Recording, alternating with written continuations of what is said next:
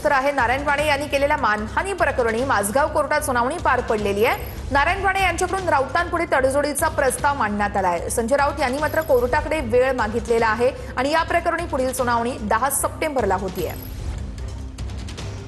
या संदर्भात अपडेट देतात दिनेश दुखंडे आमचे प्रतिनिधी आहेत आपल्यासोबत। दिनेश, हे संपूर्ण प्रकरण नेमकं काय आहे आणि आता आजच्या सुनावणीत नेमकं काय घडलं ते देखील सांगाल?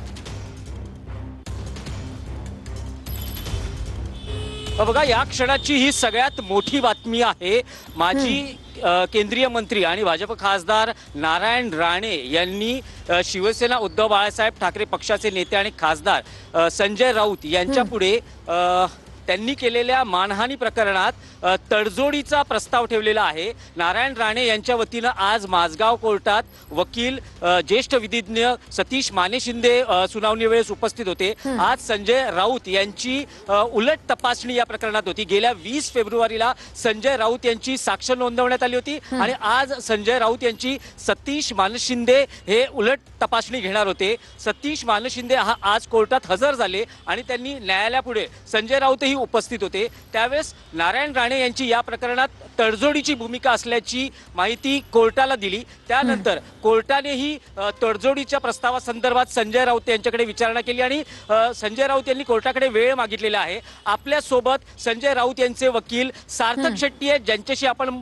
बोलणार आहोत की आज नेमकं कोर्टात काय घडलेलं आहे। सार्थक जी, मला सांगाल की नेमकं आज कोर्टात काय घडलेलं आहे आणि पुढील सुनावणी कधी आहे?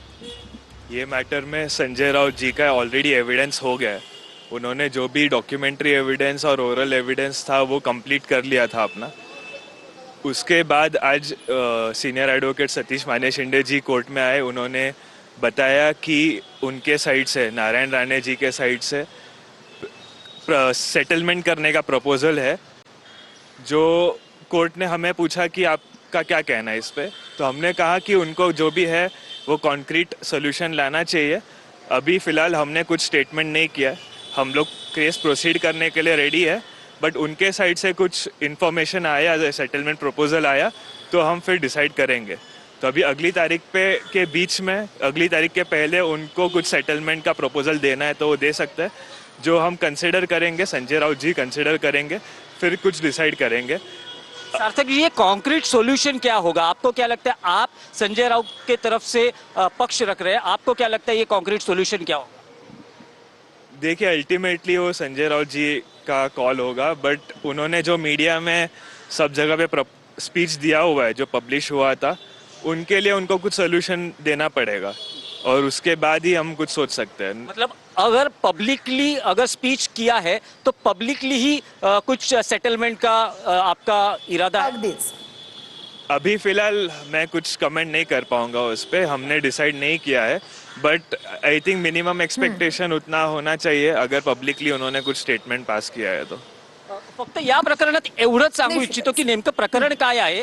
तर जानेवारी 2023 ला नारायण राणे यांनी भांडूपमध्ये एका कोकण महोत्सवात एक विधान केलं होतं की संजय राऊत यांना खासदार करण्यासाठी आपण पैसे खर्च केले आणि संजय राऊत यांचं मतदार यादीत नाव नव्हतं। त्या संदर्भातले पुरावे संजय राऊत यांनी 20 फेब्रुवारीला जी सुनावणी झाली त्यात ते पुरावे दिले आणि संजय राऊत यांनी आता कोर्टाकडे वेळ मागितलेला आहे की तडजोड नेमकी कशी व्हावी या संदर्भातला वेळ आहे आणि 10 सप्टेंबरला या संदर्भात पुढील सुनावणी होणार आहे। निश्चितच दिनेश, आणि पुढच्या सुनावणीत काय होते हे पाहणं महत्त्वाचे। अपडेट्स घेत राहू। तुर्तास धन्यवाद।